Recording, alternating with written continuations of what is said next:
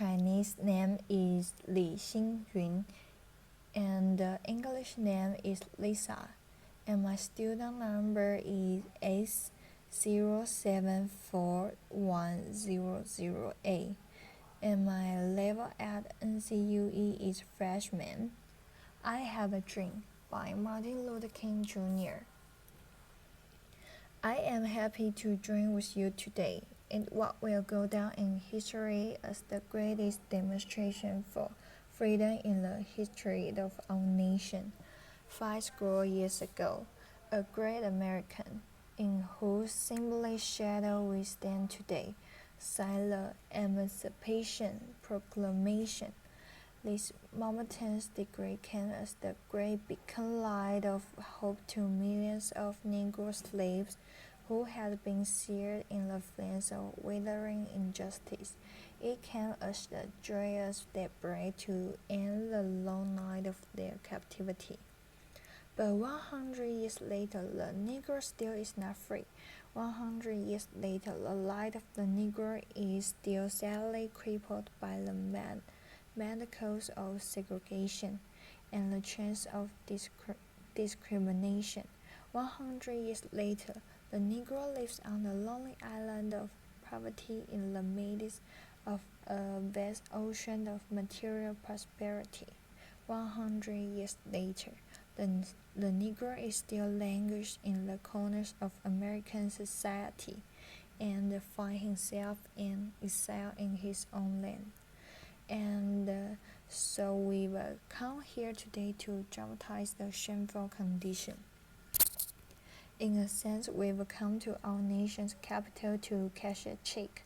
When the architects of our republic wrote the magnificent word of the Constitution and the Declaration of Independence, they were signing a promissory note to which every American was to fall heir.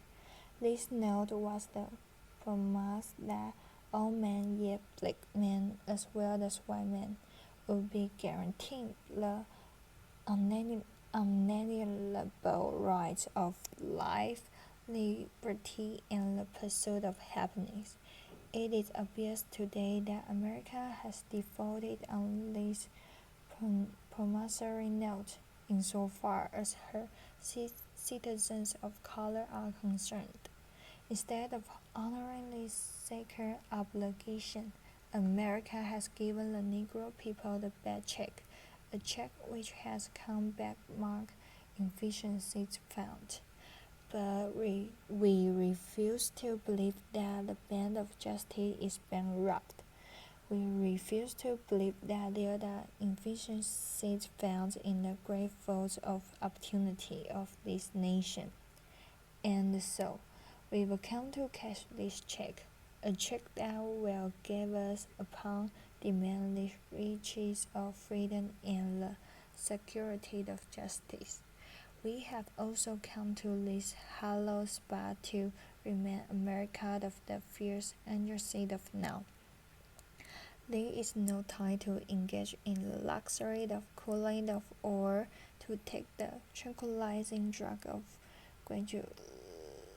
gradualism. Now is the time to make real the promise of democracy.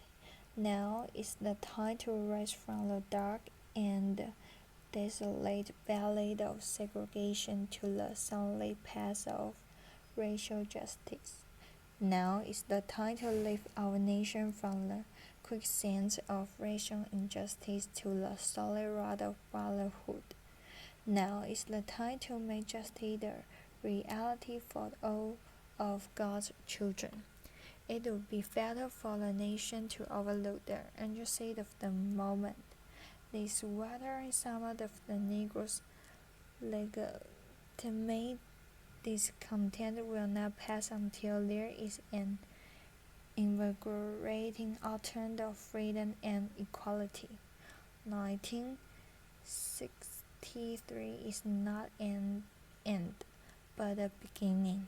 and those who hoped that the Negro needed to blow off steam and will now be content will have a rude awakening if the nation returns to business as usual, and there will be neither rest nor tranquility in America until the Negro is granted his citizenship right.